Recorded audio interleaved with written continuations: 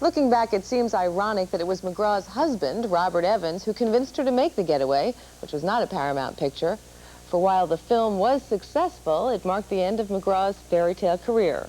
You see, while making The Getaway, MacGraw fell in love with her co-star and left her husband for a man who basically didn't want her to work. 'Cause ladies love outlaws like babies love stray dogs. Ladies touch babies like a banker touches balls.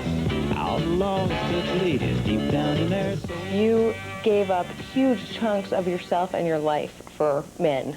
The give up probably was when I married Steve McQueen, when indeed I did give up my career, but always with the secret assumption that once we had launched our 2 kids into a sense that we were now a new family and they were secure in our little town of Malibu, that I could then work once a year, let's say. It would have been the same deal for Steve, because he'd been so abandoned as a child by his own mother and so scarred, and it was untreated, that to give him credit, it really wounded him to be sort of on his woman's timetable. It's really easy for people to say, oh, macho Steve McQueen made Ali MacGraw give up. A, nobody makes me do anything. I choose to do it.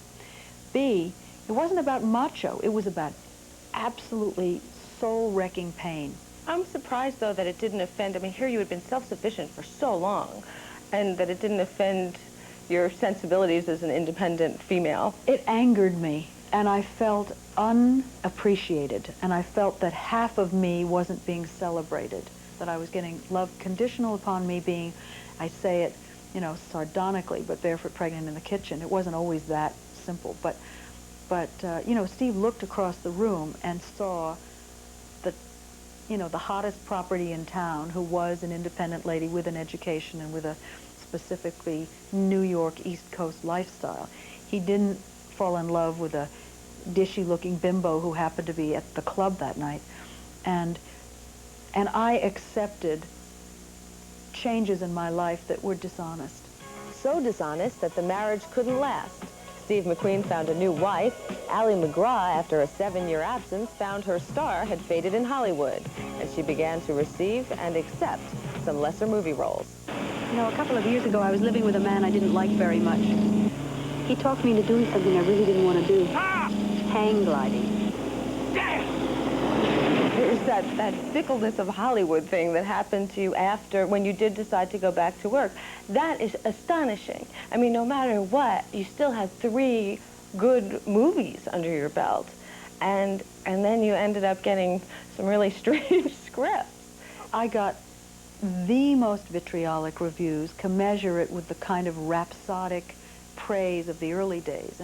And now that I'm distanced from it, because I haven't had a film part in 5 years, or really much of an offer, I can see that part of the whole dream factory is about invention, destruction, and rediscovery. But you've got to be incomprehensibly strong to weather the attack. Your son, who you love very much and who you wrote the book in part for. Yeah. First of all, he's an actor. Yep. Does that trouble you at all? What thrills me is that he's going with training into a field that he loves. What scares me is my residual scar tissue from the business, and I really do have scar tissue. Whether it's rational or not, I find it absolutely terrifying to be as young as 20, which Joshua is, jumping full tilt into that machine, because I think it spits people out with no preparation whatsoever. And I only hope that he does enough work on himself that he realizes when the inevitable day comes when somebody disapproves, you know, on page 30 of Time magazine, that it's not him, that it's that. Well, don't you think he's seen enough? I had seen enough. I think he's seen enough. I don't think anything prepares you for the beating. Don't look at me like that. Like what? Look, you're very pretty, and you're much nicer than I expected you to be. But I'm too old and too... After Convoy, MacGraw took a series of mediocre roles in less than mediocre films just to keep her head above water. And during that time, she was quietly heading for a personal breakdown. Would you like one? There's a drop left. I can only say, because I've never found a way that better describes the pain than the feeling that there was a dull ache behind my eyes, that I always was crying, in spite of the happy face and the over-the-top need to please people to make it okay. It was a performance from the time I got out of bed in the morning, and I didn't know it. MacGraw found a cinematic bright spot when she made Just Tell Me What You Want with Alan King.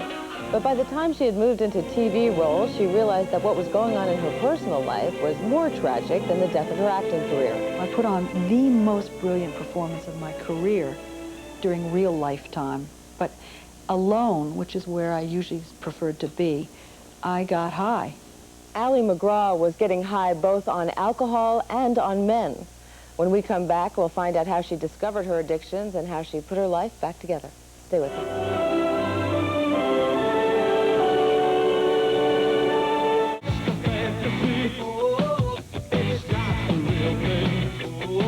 Welcome back to this special edition of Flicks on VH1. Partly because she had been living in that fantasy world we call Hollywood, Ali MacGraw found it hard to recognize the addiction she'd fallen into. At the time, her pain just felt like life. You don't know what it's like. Men like me. I need a man. You didn't bottom out the way people bottom out. Well, see, the phrase people bottom out is a misnomer. We perfectionists made absolutely sure that you never saw us. You know, at a party, how was my hair shiny and clean and cut right? You know, how much did I drink Perrier? You know, how well did I participate in my kids' Christmas pageant? 100%. It's more based on the growing sense of not fitting in, of something's wrong with me. And that's a kind of bottom out, when the pain behind your eyes catches up with your whole behavior. Now, you say that you used men for that. Well, yeah, but I used them after I got high. I must admit, and I see it clearly now, that in retrospect, I probably didn't get into any relationships stone sober. You know, I didn't drink wine because I couldn't wait to taste the new year.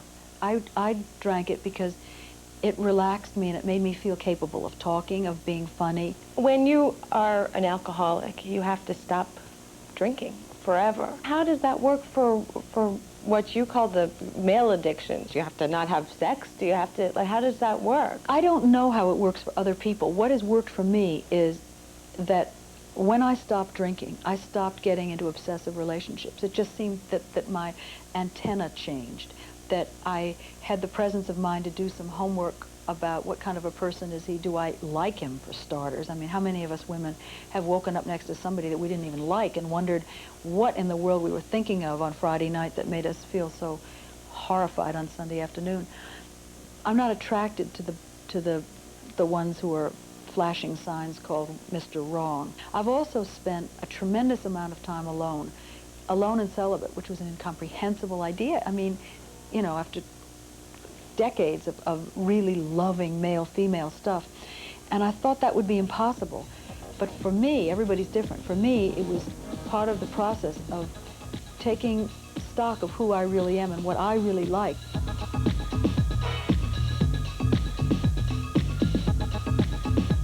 What made you decide to write this book? I was asked, that's the start. And in the beginning, I sat there with a contract and a substantial advance offer and this contract, and just shook because I didn't have anything to say. I mean, I figured that I'd said it all in 20 years of interviews to really bright people. And I had at that point gone through the Betty Ford Center, and I thought, maybe I do have something to say. Was it painful when you had to drag yourself back through your life? Confronting the issues was something I had been doing in my process of recovery. And if anything, it was sort of a relief to say, in black and white, yeah, there it is, I chose this, I said yes and not no, and therefore I am responsible for the shape of my life. And the funniest thing is that the pain and frustration was at the very end, when I thought that if I read it one more time, I was going to throw it across the room. But some 8 weeks or so after it was irrevocably sent to the printer, this huge relief sort of flooded me. It is what happened, and now is another story. What's your life like now? My life is extraordinary. I mean, it's focused on this moment, which is a tremendous departure for me. It always used to be kind of an invented nostalgia of my favorite version of the past, followed by alternate terror and ecstatic hysteria about what I might be doing in the future. And right now, I have absolutely no idea what I'm going to be doing after I finish this book, which has occupied the last 2 years of my life. But I know I'm fine. There's a serenity that I don't think many people, about you, that I don't think many women especially are going to be able to relate to, but it's something that they really probably want. It's hard work. It's just the hard, I mean, the last 5 years of my life have been the hardest work of my life on a very conscious level, preceded by the whole rest of my life, you know? And it's not serene forever. It's 3 steps forward and 2 steps back. I feel great today. And having been through the experiences that I had been through, which were so different from the public image and the sort of fairy tale perception that everyone had of me, I thought it might be valuable, particularly to women, to hear the news that when you have the great list, it doesn't necessarily add up to internal serenity.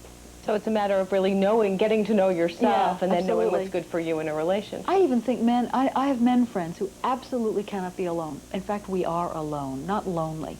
That's the thing that my mother said to me when I was really young that I didn't understand, and it was said without any self-pity or pathos. If we can't feel great by ourselves, and we have to be fixed by something or someone, there's going to come a terrible, terrible day, probably later in our lives, where it's just going to be a yawning chasm. And I think that we best deal with that early on. And I know also that there are going to be horrendous days and wonderful ones, but that black despair is not in my life anymore, and probably total disregard for other people's feelings is also part of the past. So